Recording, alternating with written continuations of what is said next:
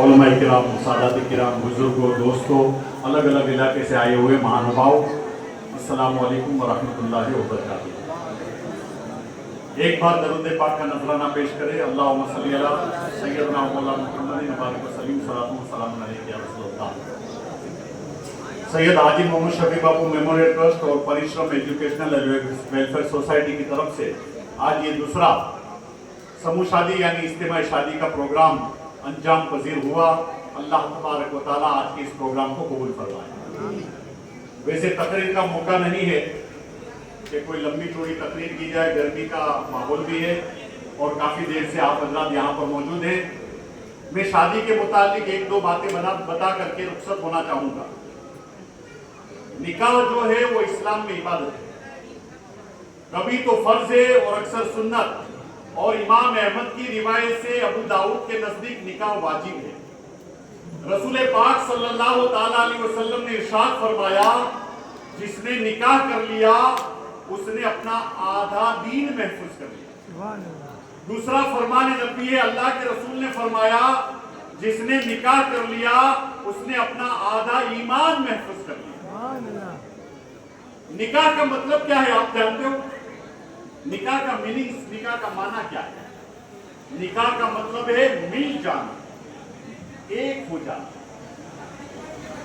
निकाह जो है एक दूसरे कबीले को एक कर देती है, दो अनजान लोगों को रिश्तेदार बना देती है। लेकिन हम ये देखते हैं कि निकाह का माना, निकाह का मीनिंग से एक हो जाना, मिल जाना।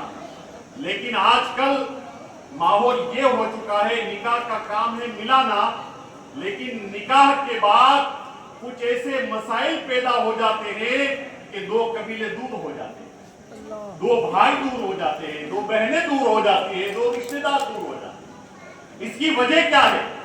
निकाह के बाद मर्द और औरत के दरमियान नफरत क्यों पैदा होती है? औरत मैके बैठी हुई है, एक साल, दो साल तक, फिर तलाक तक नौबत आ जाती। इसकी वजह यह है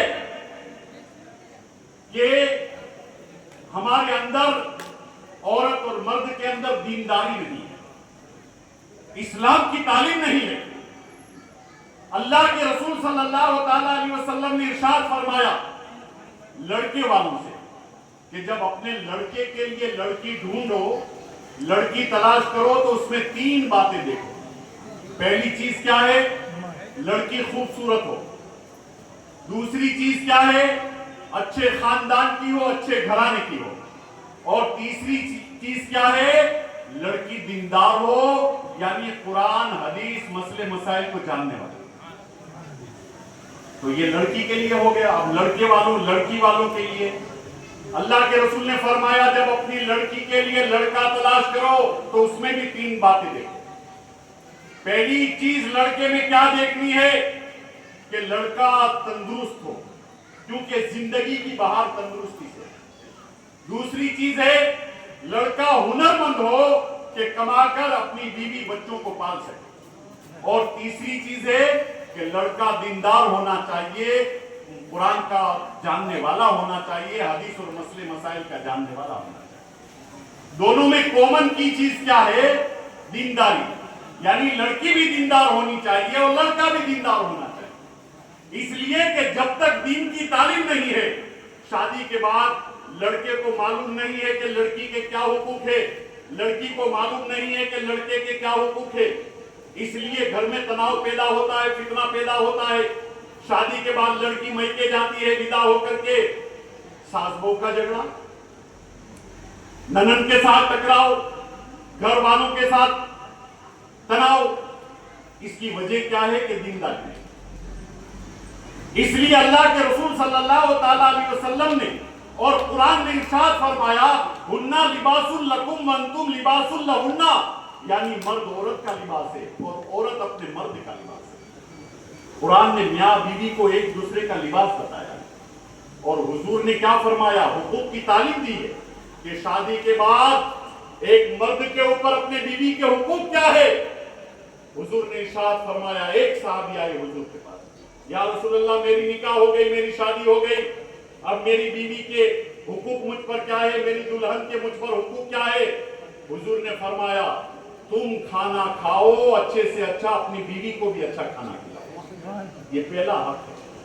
लेकिन आज हम कल देखते हैं कि शादी के बाद दूल्हा तो होटल में चला जाता है, कभी चाइनीज खाता है, कभी इटालियन खाता है, कभी थाई फूड खाता है, और बीवी बेचारी है घर में दाल भात पका करके खाती है। तो ये हुकूक की अदायगी हुई नहीं।